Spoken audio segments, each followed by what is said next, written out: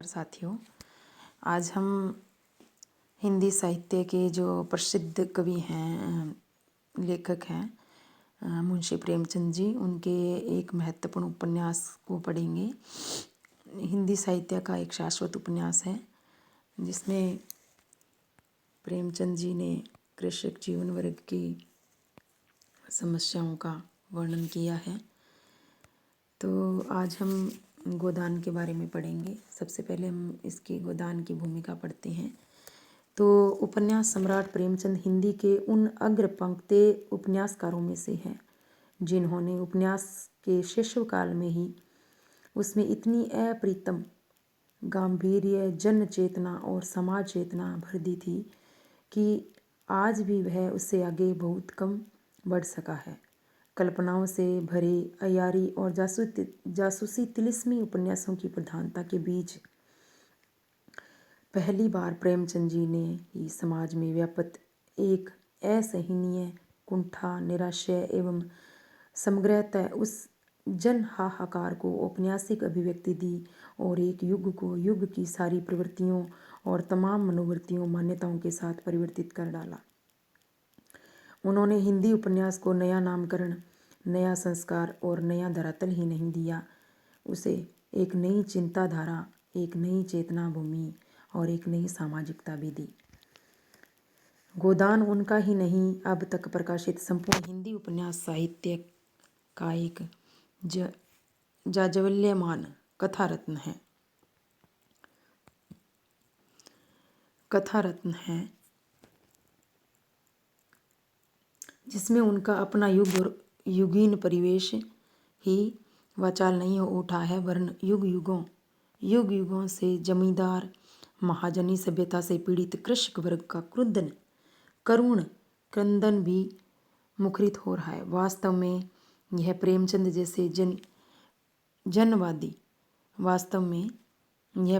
जैसे जनवादी लेखक को ही प्राप्य हो सकता है। गोदान जो है अपने युग की ग्रामीण समस्याओं, उन समस्याओं से जूझते किसानों और उनके परिवेश को अभिव्यक्ति देने वाला एक ऐसा करुण महाकाव्य है जिसे कृषक जीवन की महागाथा अथवा गीता कहना ही समीचीन प्रतीत होता है। देखिए, प्रेमचंद जी का जो गोदान उपन्यास है, उनका ही नहीं, अब तक प्रकाशित संपूर्ण हिंदी उपन्यास साहित्य का एक जाज्वल्यमान कथा रत्न है। बहुत ही महत्वपूर्ण है ये उपन्यास, जिसमें उनका अपना युग और युगीन परिवेश ही वाचाल नहीं हो उठा है, वरन युग युगों से जमींदार महाजनी सभ्यता से पीड़ित कृषक वर्ग का करुण क्रंदन भी मुखरित हो रहा है। वास्तव में यह प्रेमचंद जैसे जनवादी लेखक का ही प्राप्य हो सकता है कि गोदान अपने युग की ग्रामीण समस्याओं, उन समस्याओं से जूझते किसानों और उनके परिवेश को अभिव्यक्ति देने वाला एक ऐसा करुण महाकाव्य है जिसे कृषक जीवन की महागाथा अथवा गीता कहना ही समीचीन प्रतीत होता है। और इस महागाथा अथवा गीता को प्रकाशित करते हुए हमें परम संतोष का अनुभव हो रहा है। देखिए, प्रकाशक जी भी ये कह रहे हैं कि हमें इस महागाथा अथवा गीता को प्रकाशित करते हुए हमें परम संतोष का अनुभव हो रहा है। गोदान का प्रस्तुत संस्करण नवीन रूप एवं साज सज्जा के साथ सहृदय पाठकों के लाभार्थ प्रकाशित किया जा रहा है। इसी श्रृंखला में प्रेमचंद साहित्य की समस्त पुस्तकों को क्रमशः प्रकाशित करने की योजना भी हमारे समक्ष है। आपके उदारतापूर्ण सहयोग से वह भी कार्यान्वित होगी, ऐसा हमारा विश्वास है। तो मुंशी प्रेमचंद जी का जो गोदान उपन्यास है, ये युगीन परिवेश, उस समय के जमींदार महाजनी सभ्यता से पीड़ित कृषक वर्ग का करुण क्रंदन इसमें मुखरित हो रहा है। और प्रेमचंद जी जो है, इन्होंने वास्तविक जगत की समस्याओं को इस उपन्यास में उकेरा है। तो अब हम प्रेमचंद जी के बारे में सूक्ष्म जानकारी प्राप्त कर लें। मुंशी प्रेमचंद जी का जो असली नाम था वो धनपत राय था। उनका जन्म बनारस के पास लहमी ग्राम में 31 जुलाई 1880 में हुआ था। जो प्रेमचंद जी को बचपन में धनपत राय नाम से जाना जाता था और ये बनारस के लम्ही नामक गांव में 31 जुलाई 1880 में इनका जन्म हुआ। इनकी आयु अभी 8 वर्ष की ही थी कि इनकी माता का देहांत हो गया और 14 वर्ष की आयु में इनके पिता का भी निधन हो गया। इन्होंने अपने बलबूते पर ही बीए पास किया। सन 1901 में उपन्यास तथा 1907 ईस्वी में कहानी लिखनी शुरू की। उर्दू में वे नवाब राय के नाम से लिखते थे। देखिए, बचपन का नाम इनका धनपत राय था, लेकिन उर्दू में जो ये लिखते थे ये नवाब राय के नाम से लिखते थे। लेकिन सन 1910 ईस्वी में सोजे वतन जब्त होने के बाद प्रेमचंद के नाम से लिखना शुरू कर दिया। प्रेमचंद के नाम से इन्होंने कब से लिखना शुरू किया? 1910 में इनका जो एक सोजे वतन था इसे सरकार ने जब्त कर लिया। सत्याग्रह से प्रभावित होकर सन 1920 ईस्वी में सरकारी नौकरी छोड़ दी। इन्होंने सन 1923 ईस्वी में सरस्वती प्रेस की स्थापना की। देखिए, सत्याग्रह से प्रभावित हो गए थे ये और इन्होंने 1920 में अपनी नौकरी छोड़ दी थी। इन्होंने 1923 में सरस्वती प्रेस की भी स्थापना की और 1930 में हंस नामक पत्रिका का संपादन शुरू किया। इनका जो स्वर्गवास है वो 8 अक्टूबर 1936 को हुआ। जन्म कब हुआ? 31 जुलाई 1880 को बनारस के लम्ही में और मृत्यु इनकी हुई 8 अक्टूबर 1936 में। अब हम गोदान उपन्यास की प्रथम पंक्ति से शुरू करते हैं। होरीराम ने 2 बैलों को सानी पानी देकर अपनी स्त्री धनिया से कहा, गोबर को ऊँक गोड़ने भेज देना, मैं न जाने कब लौटूं, जरा मेरी लाठी दे दे। धनिया के दोनों हाथ गोबर से भरे थे, उपले पात कर आई थी। बोली, अरे कुछ रस पानी तो कर लो, ऐसी जल्दी क्या है? होरी ने अपनी झुर्रियों से भरे हुए माथे को सिकोड़ कर कहा, तुझे रस पानी की पड़ी है? मुझे यह चिंता है कि अबेर हो गई तो मालिक से भेंट न होगी। स्नान पूजा करने लगेंगे तो घंटों बीत जाएगा। इसी से तो कहती हूँ कुछ जलपान कर लो, और आज न जाओगे तो कौन हर्ज होगा? अभी तो परसों गए थे। तू जो बात नहीं समझती उसमें टांग क्यों अड़ाती है भाई? मेरी लाठी दे दे और अपना काम देख। यह इसी मिलते जुलते रहने का प्रसाद है कि अब तक जान बची हुई है। नहीं कहीं पता नहीं लगता कि किधर गए। गांव में इतने आदमी तो है, किस पर बेदखली नहीं आई, किस पर कुड़की नहीं आई। जब दूसरे के पाँव तले अपनी गर्दन दबी हुई हो तो उन पाँव को सहलाने में ही कुशल है। ये किसने कहा? होरी ने कहा है। तो धनिया इतनी व्यापार कुशल न थी। धनिया जो है ये होरी की पत्नी है और जो गोबर है ये इनका बेटा है, पुत्र है। धनिया इतनी व्यवहार कुशल न थी। उसका विचार था कि हमने जमींदार के खेत जोते हैं तो वह अपना लगान ही तो है लेगा, उसकी खुशामद क्यों करें, उसके तलव क्यों सहलाएं।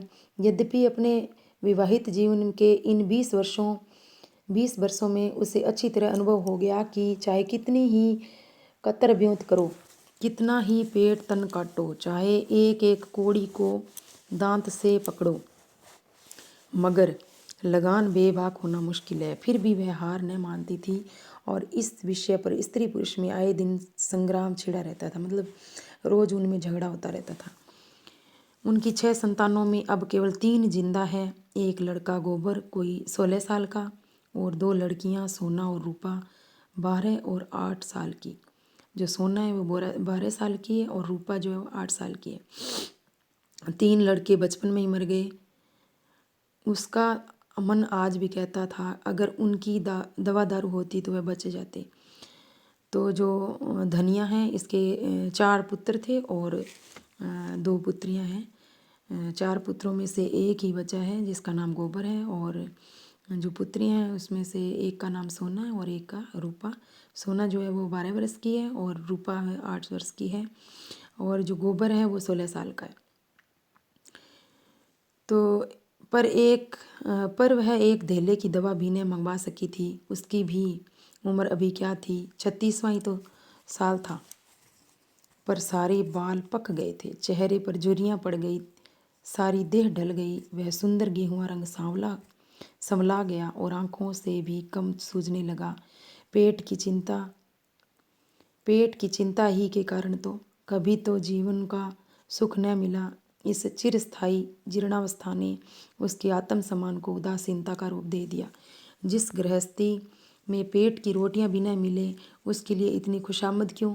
इस परिस्थिति से उसका मन बराबर विद्रोह किया करता था और 2-4 गुड़कियां खा लेने पर ही उसे यथार्थ का ज्ञान होता था। उसने परास्त होकर होरी की लाठी, मिर्जई, जूते, पगड़ी और तंबाकू का बटुआ लाकर सामने पटक दिया। होरी ने उसकी ओर आंखें तरेर कर कहा, क्या ससुराल जाना है जो 5 पोशाक लाई हो? ससुराल में भी कोई जवान साली से सलहज नहीं बैठी है जिसे जाकर दिखाऊं? होरी के गहरे सांवले पिचके हुए चेहरे पर मुस्कुराहट की मृदुता झलक पड़ी। धनिया ने लजाते हुए कहा, देखिए, होरी के गहरे सांवले पिचके हुए चेहरे पर मुस्कुराहट की मृदुता झलक पड़ी। धनिया ने लजाते हुए कहा, ऐसे ही तो बड़े सजीले जवानों की साली सलहजे देख कर रिझ जाएंगी। होरी ने फटी हुई मिर्जई को बड़ी सावधानी से तय करके घाट पर रखते हुए कहा, तो क्या तू समझती है मैं बूढ़ा हो गया? अभी तो 40 भी नहीं हुए हैं। मर्द 60 पर पाठे होते हैं। मर्द क्या होते हैं? 60 पर पाठे होते हैं। जाकर शीशे में मुंह देखो। तुम जैसे मर्द 60 पर पाठे नहीं होते। दूध, घी, अंजन लगाने तक को तो मिलता नहीं पाठे होंगे। तुम्हारी दशा देख देख कर तो मैं भी सूखी जाती हूँ कि भगवान यह बुढ़ापा कैसे कटेगा। किसके द्वार पर भीख मांगोगे? होरी की यह वैक्षणिक मृदुता यथार्थ की इस आंच में जैसे झुलस गई। लकड़ी संभालता हुआ बोला, 60 तक पहुंचने की नौबत न आने पाएगी धनिया, इसके पहले ही चल देंगे। धनिया ने तिरस्कार किया, अच्छा रहने दो, मत अशुभ मुंह से निकालो। तुमसे कोई अच्छी बात भी कहे तो लगते हो कोसने। होरी कंधे पर लाठी रख कर घर से निकला तो धनिया द्वार पर खड़ी उसे देर तक देखती रही। उसके इन निराश भरे शब्दों ने धनिया के चोट खाए हुए हृदय में आतंक में कंपन सा डाल दिया। वह जैसे अपने नारीत्व के संपूर्ण तप और व्रत में अपने पति को अभय दान दे रही थी। उसके अंतःकरण से जैसे आशीर्वादों का व्यूह सा निकलकर होरी को अपने अंदर छिपा लेता था। विपन्नता के इस अथाह सागर में सुहाग ही वह तृण था जिसे पकड़े हुए वह सागर को पार कर रही थी। इन असंगत शब्दों ने यथार्थ के निकट होने पर भी मानो झटका देकर उसके हाथ से वह तिनके का सारा छीन लेना चाहा, बल्कि यथार्थ के निकट होने के कारण ही उसमें इतनी वेदना शक्ति आ गई थी। काना कहने से काने को जो दुख होता है वह क्या 2 आंखों वाले आदमी को हो सकता है? होरी कदम बढ़ाए चला जाता था। पगडंडी के दोनों ओर ऊख के पौधों की लहराती हुई हरियाली देखकर उसने मन में कहा, भगवान कहीं गो से बरखा कर दे और डांडी भी सुबीते से रहे तो एक गाय जरूर लेगा। देशी गायें तो न दूध दे न उनके बछुए ही किसी काम के हों। बहुत हुआ तो तेली के कोल्हू में चले, नहीं वह पछाई गांव लेगा, उसकी खूब सेवा करेगा। कुछ नहीं तो 4-5 सेर दूध होगा। गोबर दूध के लिए तरस तरस कर रह जाता है। वो जो बेटा है उसका गोबर, उसको दूध का बहुत शौक है और वो तरस जाता है दूध के बिना। इस उम्मीद में न खाया पिया तो फिर कब, इस उम्र में न खाया पिया तो कब खाएगा? साल भर भी दूध पी ले तो देखने लायक हो जाए। बछुए भी अच्छे बैल निकलेंगे। 200 से कम की गोई न होगी। फिर गऊ से ही तो द्वार की शोभा है। सवेरे सवेरे गऊ के दर्शन हो जाए तो क्या कहना, न जाने कब यह साध पूरी होगी, कब वह शुभ दिन आएगा।